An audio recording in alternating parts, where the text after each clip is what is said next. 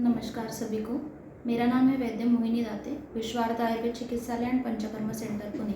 आज हम लोग डिस्कस करते हैं विरेचन, जो पंचकर्म में से एक कर्म बोला गया है, उस विरेचन के बारे में। तो विरेचन के बारे में अभी क्यों डिस्कस कर रहे हैं, तो अभी जो ऋतु चल रहा है तो वो है शरद ऋतु, अक्टूबर हीट, जो हम लोग बोलते हैं कि अक्टूबर हीट में बहुत ज़्यादा पित्त की व्याधियाँ देखने मिलती है। तो ये शरद ऋतु ये जो होता है, ये पित्त का दुष्टि काल होता है। तो इसमें जो संचित पित्त है, जो सितंबर में वर्षा ऋतु में हमें मिला, उसका संचय हुआ जो पित्त होता है, उसका दुष्टि मतलब अभी उस पित्त रिलेटेड जो भी व्याधि होते हैं वो एग्रावेट होके अभी देखने को मिलते हैं। जैसे पिटिका हो गई, बहुत सारे पेशेंट्स को शीर्षुल होता है, पिटिका होती है, इचिंग होता है, दाह होता है। ये सारे कंप्लेंट्स हमें ये पीरियड में ज़्यादा देखने को मिलती हैं। तो पंचकर्म में से एक जो कर्म है विरेचन, तो ये किस किस व्याधि में बोला गया है, तो उसके बारे में सबसे पहले जानते हैं। तो विरेचन कर्म जो है वो ग्रंथकारों ने, जैसे आचार्य वाग्भट जी के अध्याय में उन्होंने बोला है सूत्र स्थान में कि किसको देना चाहिए। तो जैसे ये होता है, शोफ होता है, विद्रदी व्याधि होता है, उसके बाद कामला होता है, प्रमेह है, कुष्ठ व्याधि है, तिमिर है, मतलब आँखों के जो व्याधि होते हैं उसमें है।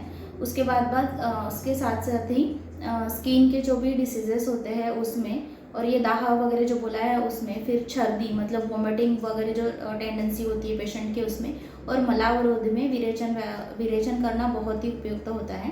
तो विरेचन किसने करना चाहिए, तो हमने जाना कि ये सारे व्याधियों में विरेचन करना चाहिए। उसी के साथ साथ आप नियरेस्ट वैद्य के पास जाके अपनी नाड़ी परीक्षण करके कौन सा कर्म आपके लिए सूटेबल है वो देख लीजिए, उसके हिसाब से करना चाहिए।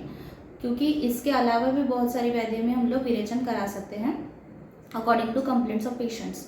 उसके बाद ये बोला गया है वाग्भट आचार्य जी ने कि विरेचन अच्छा हुआ है या नहीं हुआ है अच्छे से, इसके सिम्टम्स भी होते हैं। जैसे अयोग्य लक्षण बोले गए हैं, तो अयोग्य लक्षण में बोला है कि कंडू, दाह, अरुचि मतलब भूख नहीं लगना, इचिंग होना मतलब कंडू, दाह मतलब बर्निंग सेंसेशन होना वो पेशेंट्स को, और उसी के साथ साथ उरह कुक्षी शुद्धि नहीं होना मतलब पेट साफ नहीं होता है, फीलिंग ऑफ हेवीनेस जो बोलते हैं, वो सारी चीज़ें जो होता है, एब्डोमेन फुलनेस, ये सारी चीज़ें अगर अयोग्य हुआ है विरेचन तो उसके वजह से हमें देखने को मिलती है। उसी के साथ साथ कॉन्स्टिपेशन जो बोला है, विट मूत्र ग्रह, तो ये सारी चीज़ें अगर अयोग्य हुआ है तो होती है। अगर इसके विपरीत जो भी है कि ये सारे सिम्टम्स नहीं उत्पन्न हो रहे हैं, तो वो योग्य लक्षण होते हैं विरेचन करने के। अगर मानो किसी पेशेंट में विरेचन औषधियाँ दी है, तो जैसे दोषों के अकॉर्डिंग टू विरेचन देने के लिए बोला गया है। तो जैसे वात दोष है तो स्निग्ध औषधीय सिद्ध औषधियों से विरेचन देना चाहिए। अगर पित्त दोष है तो कषाय और मधुर द्रव से उनको विरेचन देना चाहिए, और कफ है तो कटु द्रव्य के सिद्ध औषधियों से विरेचन देना चाहिए। इसके बाद भी अगर कोई पेशेंट में विरेचन नहीं हुआ या अल्प हुआ, तो अल्प हुआ तो उसके लिए भी उपाय बताए हैं ऑलरेडी।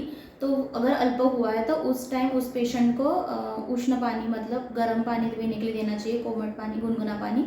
उसके बाद उसको उस दिन खाने को देना चाहिए, और नेक्स्ट डे उसका विरेचन के लिए लेना चाहिए।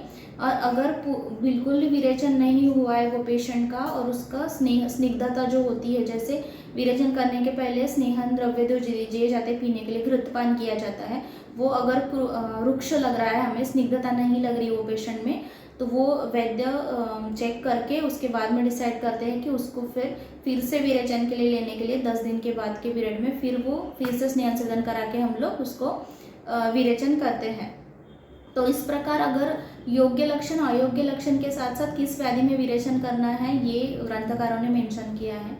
आज कोजागिरी पूर्णिमा है, तो आज हम लोग थोड़ा सा कोजागिरी पूर्णिमा के बारे में भी थोड़ी जानकारी लेते हैं।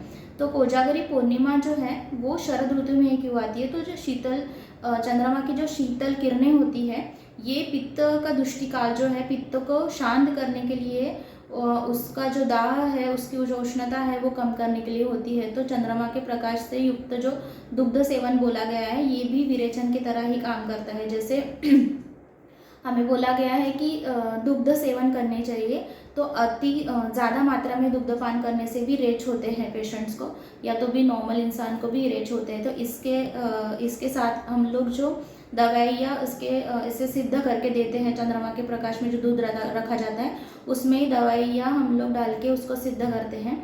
तो ये जो सिद्ध औषधियाँ होती है, तो जैसे उरक में मतलब चेस्ट में जो कफ वगैरह रहता है किसी पेशेंट का, अस्थमा के पेशेंट्स को जो दवाइयाँ मोस्टली बोलते हैं कि कोजागिरी पूर्णिमा के दिन बनती है, तो इसीलिए वो बनती है।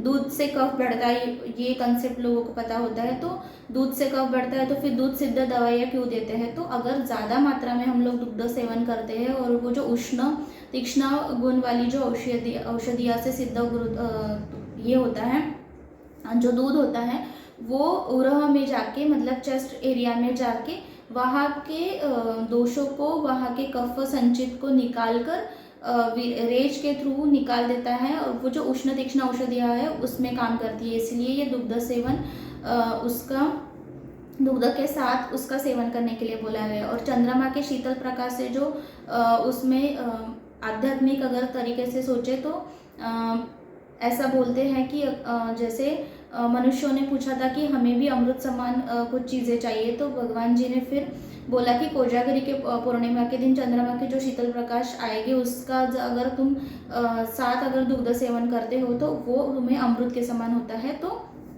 इस दिन हम लोग वो अमृत के समझकर वो चंद्र के प्रकाश का जो दूध रहता है वो सेवन करते हैं। तो इस तरीके से औषधि और सिद्ध अगर हम लोग उस दिन दुग्ध सेवन करें तो वो रेचन करके भी आप लोगों के मतलब शरीर में जो तो अस्थमा वगैरह कफ के वो जो पेशेंट्स होते हैं इनमें भी काफ़ी अच्छा रिलीफ मिलता है। तो ये बेसिकली शरद ऋतु में विरेचन करा के पित्तों को शमन करने का काल है। तो ये इधर तुम आप लोग पंचकर्म करा के मतलब जो प्रोसीजर मैंने बोली है घृतपान करा के विरेचन औषधि और देते हैं वो, और कोजागरी पूर्णिमा के दिन मतलब आज के दिन शरद ऋतु समझ के शरद ऋतु का इम्पोर्टेंस जानते हुए दुग्ध का सेवन अगर उष्ण तीक्ष्ण औषधियों से सिद्ध अगर आप नियरेस्ट वैद्य के पास जाके लेते हो तो वो जो अस्थमा दमा के पेशेंट्स होते हैं उनमें काफ़ी अच्छा बदलाव देखने को मिलता है।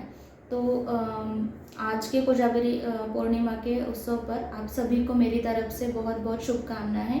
आपका दिन शुभ जाओ, और आपको ये वीडियो अगर पसंद आया हो तो सभी मैं चाहती हूँ कि आप सभी इसको लाइक सब्सक्राइब करें, और आपको नए कोई वीडियो नया टॉपिक्स या किसी बारे में जानकारी चाहिए तो आप कमेंट में ज़रूर हमें कमेंट करके बोलिए। तो हम लोग नेक्स्ट टॉपिक में नेक्स्ट डिस्कशन में वो टॉपिक लेके थोड़ा डिस्कस करने की ज़रूर ट्राई करेंगे।